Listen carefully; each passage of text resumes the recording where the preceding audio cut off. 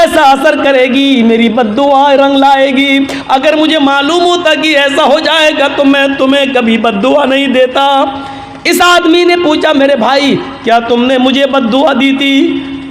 इस गरीब आदमी ने कहा, जब तुम मेरे हाथ से मछली छीन के ले गए, मेरे पेट में एक लात मार गए, मैं यहाँ बैठ गया, मेरी बीवी और बच्चों के पास उस रात खाने के लिए कुछ नहीं था। जब तक मैं तुम्हें देखता रहा, बद्दुआ देता रहा। आय अल्लाह, इस इंसान ने मेरी बीवी और मेरे बच्चों के पेट पे लात मारी है। आय अल्लाह, इसको ऐसी सज़ा दे जो दुनिया के लिए निशान इबरत बन जाए, ऐसी सज़ा दे जो दुनिया वालों के लिए मकाम इबरत बन जाए। मेरे भाई, मुझे क्या मालूम था? उस दिन तो गुस्से में निकल गई, लेकिन मुझे मालूम नहीं था कि अल्लाह रब्बुल आलमीन कबूल कर लेगा। सुनो, ये होती है मजलूम की बद्दुआ का असर। इसीलिए अल्लाह के नबी सल्लल्लाहु अलैहि वसल्लम ने कहा था, इत्तक़ी दावतल मजलूम, मजलूम की बद्दुआ से बचना। इसलिए कि मजलूम जब कोई बद्दुआ देता है तो उस बद्दुआ को आसमान के पर्दे भी रोक नहीं पाते, सातों आसमान के दरवाजे उसके लिए खुल जाते हैं। मजलूम की बद्दुआ, और अल्लाह की कुर्सी अर्श के पास जाने में कोई दीवार नहीं होती है। मजलूम की बद्दुआ डायरेक्ट अल्लाह के पास जाती है, उस बद्दुआ को ले जाने वाले फरिश्ते नहीं होते हैं। मजलूम ने यह बद्दुआ दी, वो बद्दुआ आसमान के सीने को चीरते हुए डायरेक्ट अर्श से टकराती है, और अर्श वाला जवाब देता है, मेरे मजलूम बंदे की बद्दुआ मेरे पास आई है, इस बद्दुआ ने मेरे अर्श को झंझोड़ दिया है, यानी मुझसे इंसाफ मांग रहा है मेरा मजलूम बंदा। अब मैं ऐसा इंसाफ दूंगा उस मजलूम बंदे को जो दुनिया के लिए निशाने इबरत बन जाएगा। मेरे भाइयों, जहां सारे लोग सच्चा फैसला करने से कासिर रहे, वहां अल्लाह रब्बुल आलमीन का फैसला फिर सामने आता है। जहां कोई मुजरिम को सज़ा नहीं दे तो अल्लाह रब्बुल आलमीन फिर वहां सज़ा, फिर अल्लाह की सज़ा काम आती है, फिर वहां अल्लाह सज़ा देता है। इसलिए मजलूम की बद्दुआ से बचो। आप ये मत सोचो बहुत बेईमानी की कमाई से हम बहुत ज़्यादा खुश हैं और इससे हमारी कहीं ना कहीं निकलेगी। आपने अपने बच्चों के लिए कर रहे हो, और जब वही बेईमानी की कमाई आपके बच्चे इस्तेमाल करेंगे तो किसी न किसी को कैंसर होगा, किसी न किसी की किडनी फेल हो जाएगी, कहीं ना कहीं तो अल्लाह उसको वसूल करेगा, किसी न किसी शक्ल में करेगा। होना है हमारे साथ और दुनिया में यह अंजाम दिखाएगा। देखो,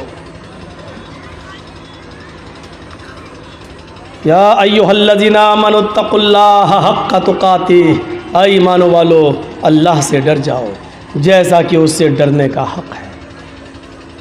ये है उससे डरने का हक़, ये है उससे डरने का। वो कौन सा तक़वा था कि एक चरवाहा जंगल में बकरी चरा रहा है, और हज़रत उमर अपने साथियों के साथ जंगल में से गुज़र रहे हैं। उमर फ़ारूक के साथियों ने कहा भूख लग रही है, कुछ खाना बना लिया जाए। तो कहा चलो ये चरवाहा बकरियां चरा रहा है, इससे एक बकरी ख़रीद लेते हैं। हज़रत उमर ने कहा बीनी शातन, एक बकरी बेचोगे मुझे, एक बकरी मुझे बेच दो।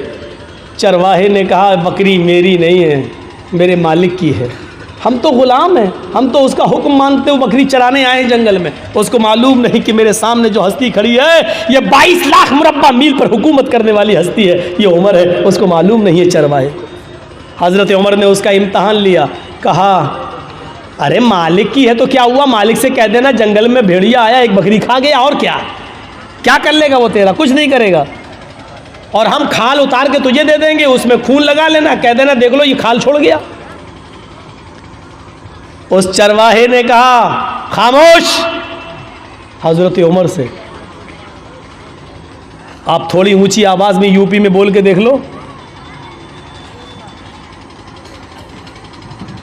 नहीं बोल पाओगे। देखा मौलाना कलीमुद्दीन साहब को गिरफ्तार कर लिया गया मेरठ से। क्या हुआ कि 15 साल पहले ये गैर मुस्लिमों की किताबों से हवाले देते थे और गैर मुस्लिमों को मुसलमान बनाते थे पैसे का लालच देकर। लीजिए, इस इल्ज़ाम में एक जंगल में हाथी भाग रहा है। चूहे ने पूछा, अरे भाई क्यों भाग रहे हो? कब सुना नहीं पुलिस ऐलान कर रही है कि जो भी भैंस पकड़ी जाएगी उसको काट दिया जाएगा। तो चूहे ने कहा, भाई ऐलान तो भैंस का हुआ है कि तुम क्यों भाग रहे हो? तुम भैंस थोड़ी हो। हाथी ने कहा, अगर पुलिस ने हमको पकड़ लिया तो 20 साल तो ये साबित करने में लग जाएगा कि मैं भैंस नहीं हूं। यही सूरत हाल है हमारे इस मुल्क की। अभी एक पुलिस वाले आए, कोई भी एक इल्जाम लगा के अंदर डाल दो। 10 साल की पहले जमानत नहीं हो रही है, छूट नहीं रहे, 10 साल जेल में। 10 साल के बाद पता चलता है मौलाना जर्जीस को बाइज्जत बरी किया जाता है, कोई सबूत नहीं मिला। 10 साल हमें ये साबित करने में लग जाता है कि हमने ये जुर्म नहीं किया। डॉक्टर कफील साहब देख रहे हैं हमारे गोरखपुर के अंदर, गिरफ्तार कर लिया गया। रासुका देशद्रोही का मुकदमा लगाया गया। हाई कोर्ट 6 महीने के बाद, 8 महीने और 9 महीने के बाद उनको बेल देती है और ये कहती है कि डॉक्टर कफील के भाषण में, उनकी तकरीर में ऐसे कोई जुमले नहीं मिलते जिससे देशद्रोही साबित हो। अब होना क्या चाहिए था कि जिस गवर्नमेंट ने उस पर देशद्रोही का मुकदमा लगाया, अब वो देशद्रोही कोर्ट ने साबित कर दिया कि नहीं है, तो अब सरकार को कटघरे में खड़ा होना चाहिए। लेकिन सरकार को कटघरे में खड़ा नहीं किया जा सकता है साहब। क्यों? सरकार, यह सूरत हाल है आज हमारी। आप कहते हैं कि मौलाना साहब गैर मुस्लिम लोग भी आए हुए, मंत्र पढ़िए। हमारे पास नोटिस आता है कि आप दीनी जलसों में जाते हैं, सुप्रीम कोर्ट का नोटिस मेरे पास आता है कि आप पढ़ते क्यों हैं ये रामायण और गीता, आपको क्या मतलब है इससे? ये सूरत हाल है। और याद रखना, जासूस गैरों में नहीं होते, अपनों में होते हैं। एक बात याद रखिएगा, हम पढ़ते हैं 2-4 मंत्र, आप ही के यहां से जो जासूसी निकलेगी। और थाने में मौलाना साहब ने सुप्रीम कोर्ट का नोटिस आने के बाद भी मंत्र पढ़े हैं। बहुत आसान है हुक्म दे देना और चला लेना, लेकिन मेरे भाइयों, दूसरे के मजबूरी को भी सामने रखिए कि दूसरा किस तरीके से जिंदा है। यही चीज़ें चढ़ा चढ़ा कर डॉक्टर जाकिर नाइक को आज कहाँ जाना पड़ा बेचारे। आज हिंदुस्तान के अंदर नहीं, मलेशिया में उनको पनाह लेना पड़ी। किसने साथ दिया? कौन था उनके साथ? और जर्जीस ने उसी वक्त कहा था, आज डॉक्टर जाकिर नाइक पर उंगली उठी है गवर्नमेंट की। अगर सारे मुसलमान एक प्लेटफार्म पे नहीं आए तो यहां से रवाज निकलेगा। आज के बाद मौलवियों की नींदें हराम होंगी। नहीं सुनी हमारी किसी ने। दूसरे मसलक के लोगों ने कहा वो तो वहाबी है, उस आतंकवादी है, ये है वो है। खुद अपने ही लोगों ने गवर्नमेंट तक जासूसी की वीडियो निकाल निकाल कर दिखाई, देखो फला स्टेज पर इतने लोगों को मुसलमान किया, इतने लोगों को मुसलमान किया। ये जासूसी उनके साथ की गई और आज डॉक्टर जाकिर नाइक को मलेशिया जाना पड़ा। मेरे भाइयों, तसव्वुर कीजिए आप, मैंने कहा था कि उठेगा, लेकिन जब एक प्लेटफार्म पे कोई नहीं आया, उसके बाद फिर उठा। तो देखो मौलाना कलीमुद्दीन चले गए, देखो मौलाना साद को किस तरीके से कोरोना बम कहा गया है। वो निजामुद्दीन मरकज़ के अंदर, ये मरकज़ से फैला कोरोना, ये फैला।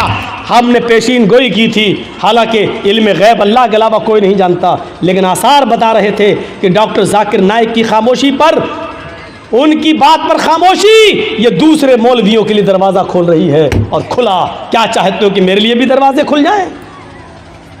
खुलेंगे तो देखा जाएगा, लड़ेंगे, लेकिन जहाँ तक हो सके अपने आप को पहले एहतियात किया जाए, अपने आप को बचाया जाए। अल्लाह के रसूल ने फरमाया, जब जंगल में जाओ तो पहले ऊँट को बांध दो दरख्त से, उसके बाद अल्लाह पर भरोसा करो। ऊँट को खुला छोड़ दिया, सो गए, अल्लाह मालिक कुछ नहीं होगा, तो भाग ही जाएगा। पहले बांध दो, फिर सोइए, फिर अल्लाह पे भरोसा कीजिए कि मैंने ऊँट को बांधा है, अल्लाह पे भरोसा कुछ नहीं होगा। तो पहले एहतियात कीजिए, पहले तदबीरें कीजिए आप।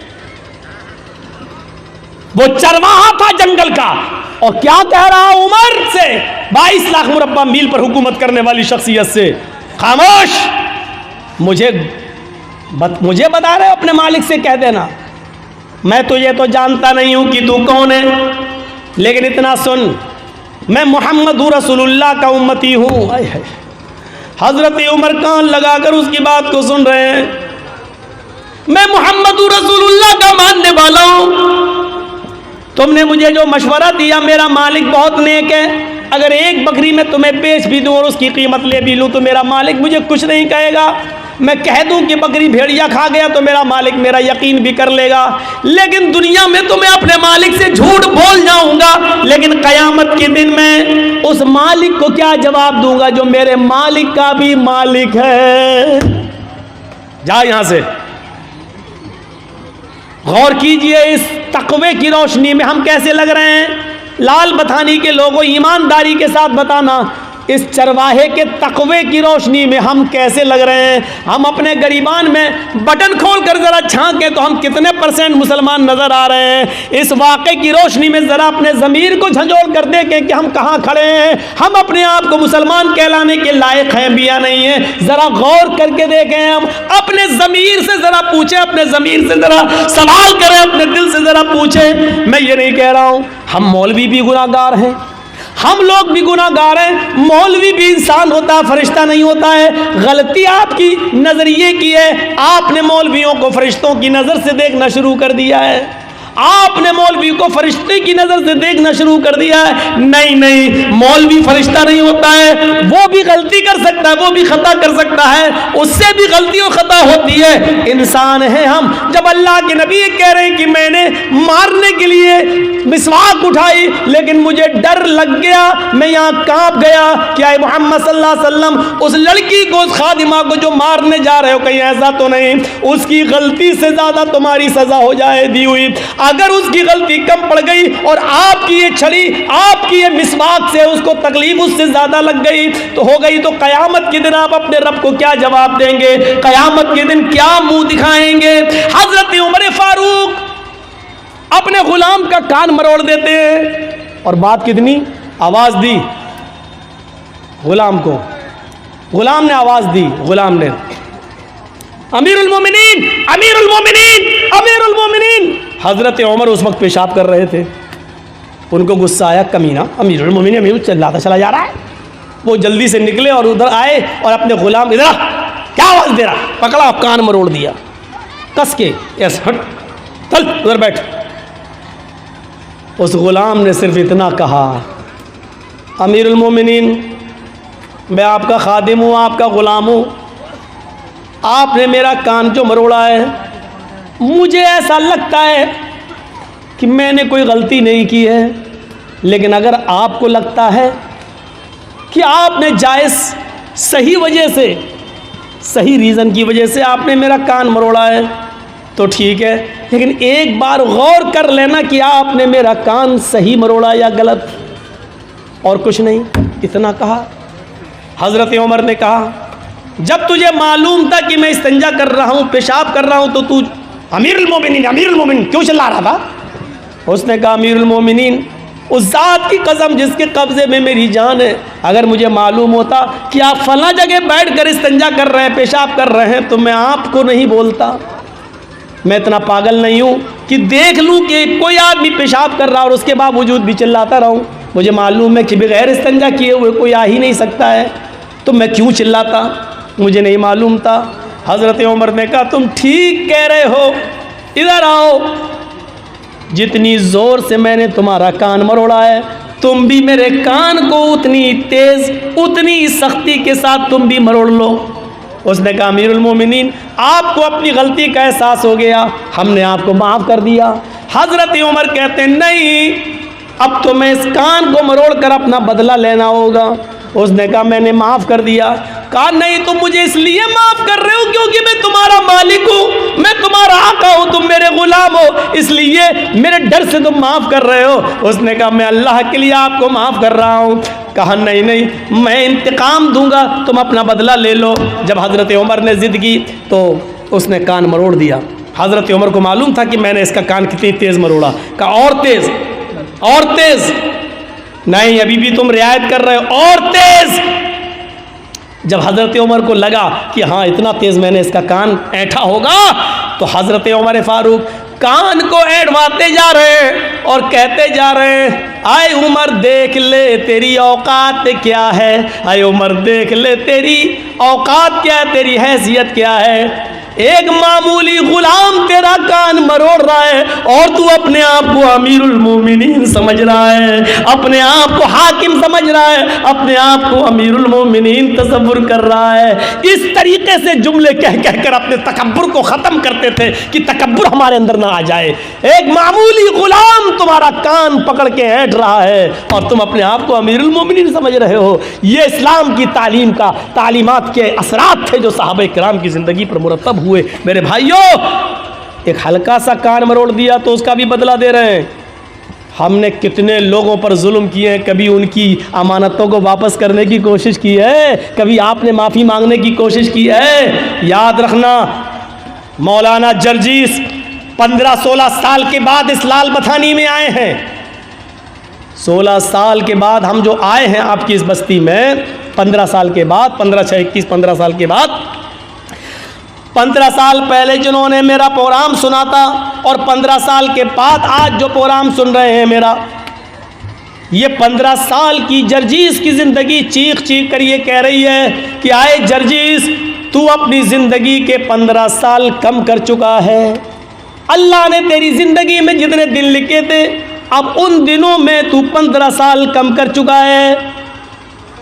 जिन लोगों ने 15 साल के बाद आज मेरी तकरीर सुन रहे हैं, उनकी ज़िंदगी चीख चीख कर कह रही है कि वो भी अपनी ज़िंदगी के 15 साल कम कर चुके हैं। तुम्हारी और मेरी ज़िंदगी चीख चीख कर कह रही है कि जर्जीस और आए लाल बथानी वालों, तुम 15 साल अपनी कब्र के करीब हो चुके हो, तुम अपने असली मंजिल कब्र के करीब जा चुके हो।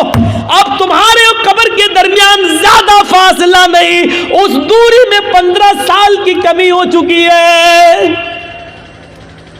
नहीं, इससे भी बढ़कर एक और बात, 2 ही ठिकाने हैं हमारे और आपके, या तो हम और आप जन्नत में जाएंगे या जहन्नम में, बस तीसरा कोई ठिकाना नहीं। किसी से भी पूछ लो, तीसरा कोई ठिकाना है? नहीं, एक ही 2 ही ठिकाने, जन्नत या जहन्नम। हम और आप या तो जन्नती या जहन्नमी। अल्लाह के यहाँ हिसाब व किताब पूरे उतरे, जन्नती, नाकाम हो गए तो जहन्नमी। मैं अब एक बात और कह रहा हूं, 15 साल की ये जिंदगी चीख चीख कर कह रही है, लाल बथानी वालों, तुम्हारी भी और जर्जीस मेरी भी, कि तुम जन्नत या जहन्नम के और इतने करीब हो चुके हो कि 15 साल का अरसा कम हो चुका है। तुम या तो अपनी जन्नत के करीब हो या अपनी जहन्नम के। जन्नत के आसार तो दिखाई नहीं दे रहे हैं, जहन्नम के आसार तो बिल्कुल जाहिर नज़र आ रहे हैं। जन्नत के आसार कैसे नज़र आ जाए? हज़रत उमर फारूक, जिनको अल्लाह के नबी ने इसी दुनिया में जन्नत की बशारत दी थी, उमर तुम जन्नती, लेकिन वो भी कहते हैं कि आसमान से अगर कोई फरिश्ता पुकार कर ये कहे कि इस दुनिया के सारे लोग जन्नत में जाएंगे, कोई फरिश्ता पुकार के कहे कि सब जन्नती, पूरी दुनिया जन्नती, सिर्फ एक इंसान जहन्नम में जाएगा, एक आदमी जहन्नम में जाएगा,